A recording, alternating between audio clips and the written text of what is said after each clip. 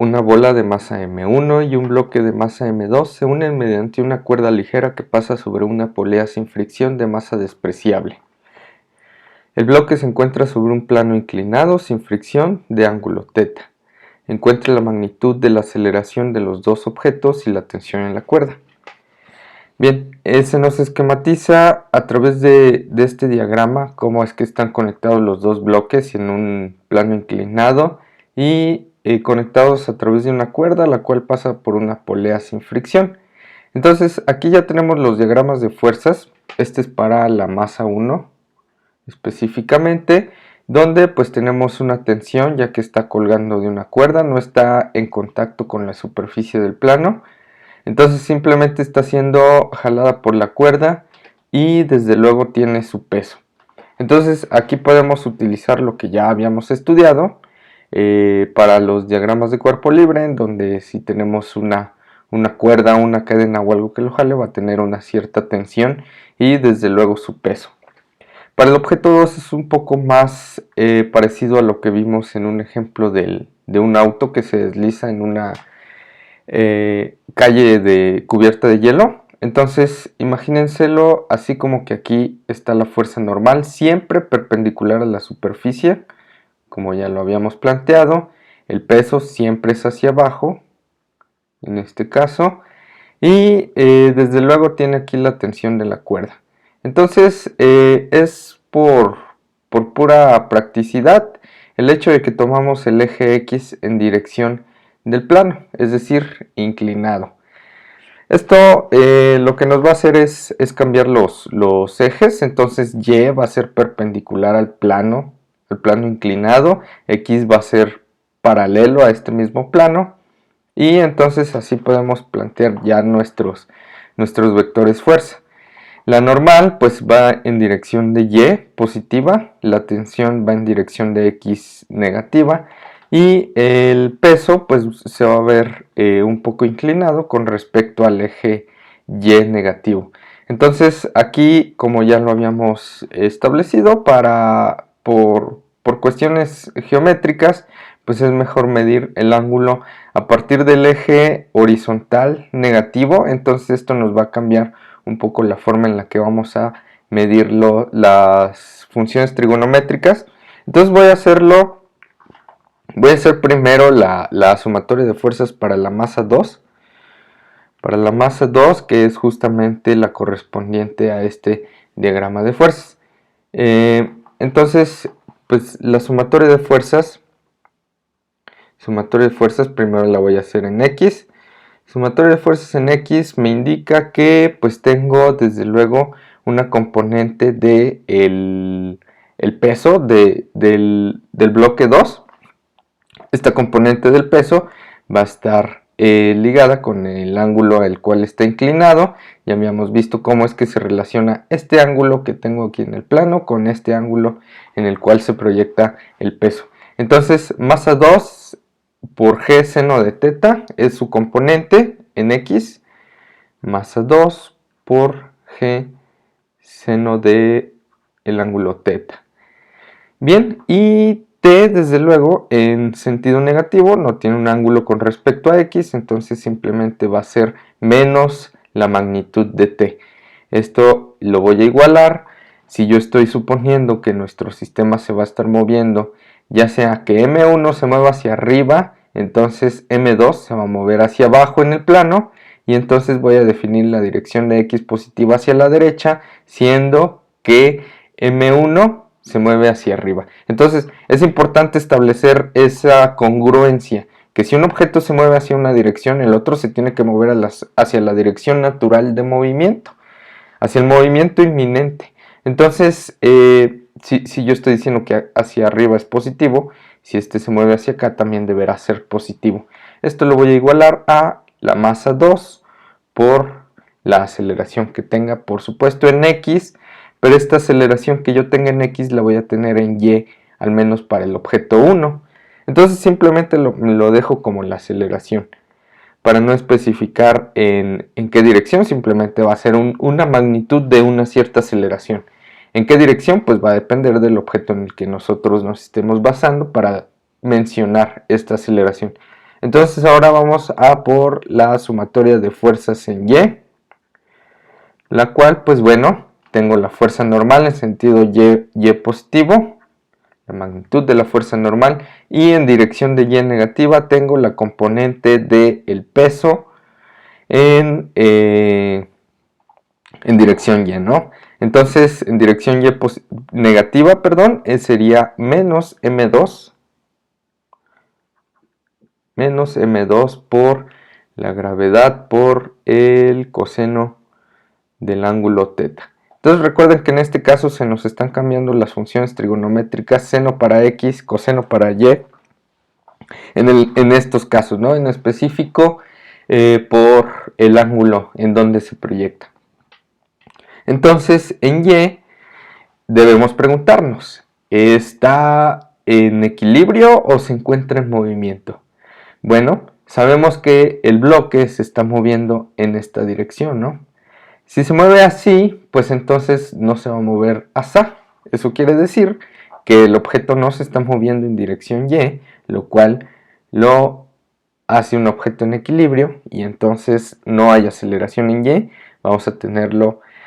Vamos a igualar esta ecuación igual a 0. Vamos ahora a hacerlo para la masa 1. La masa 1, bueno, en este caso solamente tengo fuerzas proyectadas en el eje Y, entonces voy a hacer solamente la sumatoria de fuerzas en Y. En el sentido en el que pues tengo dos fuerzas, T está en sentido Y positivo, menos M1 por la gravedad. Y esto va a ser igual a la masa 1 por la aceleración que tenga este objeto en esta dirección. Bueno, entonces, si a mí se me solicita encontrar la magnitud de la aceleración y la tensión de la cuerda, pues entonces voy a aquí despejar T de esta ecuación. Despejando T, pues voy a obtener que esto es igual a M1 por la aceleración más M1 por la gravedad. Entonces esto es una ecuación que depende solamente de la aceleración. Si yo sustituyo esta t en esta otra ecuación, pues entonces tendré una ecuación que solamente dependa de la aceleración, ya que aquí está. Y entonces al momento de yo estarle poniendo solamente a, estoy diciendo que es el mismo valor. Al menos eso estoy escribiendo matemáticamente. Si estoy diciendo eso, bueno, estoy limitando a que los objetos tengan la misma aceleración, lo cual es lógico si están conectados a través de una cuerda. Entonces voy a sustituir este valor de t que ya despejé en esta otra ecuación, la primera ecuación que establecimos para la sumatoria de fuerzas en x del objeto 2, y tendría lo siguiente: m2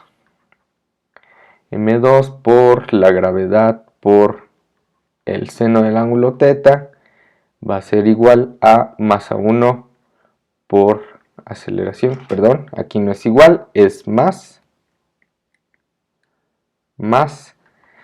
masa 1 por la aceleración, pero aguarden, aquí hay un signo menos, entonces lo que yo ponga se me va a quedar con el signo menos por este signo, ¿no? Entonces menos m1 por a menos m1 por g. ¿Por qué hago esto? Bueno, imagínense que aquí hay un paréntesis, entonces yo al sustituir todo esto podría haber dicho, bueno, entonces lo sustituyo aquí está el valor de t, y pues al tener el signo menos aquí, pues me va a afectar todos los valores dentro del paréntesis. Entonces, por eso es que se ve de esa forma. Bueno, vamos a dejarlo de esa manera, y esto es igual a m2 por a. Si bien aquí tengo a en este lado, a en este otro lado, voy a pasar todo lo que tenga a de un lado de la igualdad y todo lo que no lo tenga del otro lado de la igualdad. Entonces me voy a quedar aquí con m2 por g seno de teta, m2 por g seno de teta, menos M1 por G, y esto es igual a M2 por A más M1 por A, despejando este valor, ¿no? Entonces puedo sacar factor común. En este caso tengo G como factor común, en este caso tengo A como factor común. Voy a hacerlo en ambos lados. Entonces de este lado sería G que multiplica a M2 por seno de teta. Tengo el signo menos y de este lado multiplica a M1. Déjenme hago un truco aquí de una vez. Sé que voy a sacar factor común de A, entonces me va a quedar A que multiplica a M1 más M2. Y eso está multiplicando a A, desde luego. Entonces lo puedo pasar dividiendo de una vez acá. Y me quedaría M1 más M2. O M2 más M1, eso no importa. Y esto va a ser igual a esta aceleración. Si es así, entonces pues ya tenemos nuestra respuesta, ¿no? Al final de cuentas no nos dieron valores numéricos como para evaluarla. Sin embargo, podemos hacer un par de conclusiones. Suponiendo que tenemos los casos como el día de ayer, asumiendo que tenemos el caso en el que, suponiendo que M2 es mucho más grande que M1. O al revés, ¿no? M1 es mucho más grande que M2. En ese caso, ¿qué sucedería? Bueno, M2 lo vamos a hacer tender a 0. Si es así, ¿cómo estaría nuestro sistema? Recuerden, es el plano inclinado. Aquí está M1, aquí está la polea. M1 estaría colgando aquí. Y este va a tener una cierta aceleración, ¿no? Si M2 tiende a 0, entonces aquí tenemos una cuerda casi suelta. Y esperaríamos tener una aceleración igual a la de la gravedad, pero en sentido y negativo, es decir, menos g. Vamos a ver si cuadra, es decir, si tenemos aquí el valor de menos la gravedad. Sustituyendo los valores, asumiendo esta suposición que hicimos, ¿no? Entonces, si M2 va a tender a ser el valor de 0, entonces A pues va a ser igual a, ¿qué valor? M2 por seno de teta, pero M2 va a ser 0, entonces 0 menos M1 entre M1 por 0, perdón, más 0, y esto multiplicado por G. M1 sobre M1 es un 1, y entonces aquí nos queda menos 1 por G, pues estamos cumpliendo con la suposición, ¿no? Que esto va a acelerar en sentido de menos G. Entonces, ahora, ¿qué pasaría si M2 es muchas veces más grande que M1? Bueno, entonces ahora M1 va a tender a ser el valor de 0, y esquemáticamente, ¿cómo lo veríamos? Pues sería simplemente el objeto M2 en un plano inclinado, ¿no? Es decir, tendríamos esta aceleración que ya habíamos visto que esta aceleración pues va a ser igual a g por seno de teta. De un modo u otro, pues ya sabemos que sí va a salir así, matemáticamente pareciera que así va a ser. Entonces vamos a comprobarlo. Entonces la aceleración es igual a M2 por seno de teta entre, aquí por supuesto menos 0, entonces 0 más M2 entre M2, aquí se me van, por la gravedad. Entonces me queda igual, ¿no? G por seno de teta. Era de esperarse. Eso quiere decir que, bueno, al menos en los extremos esta ecuación se cumple.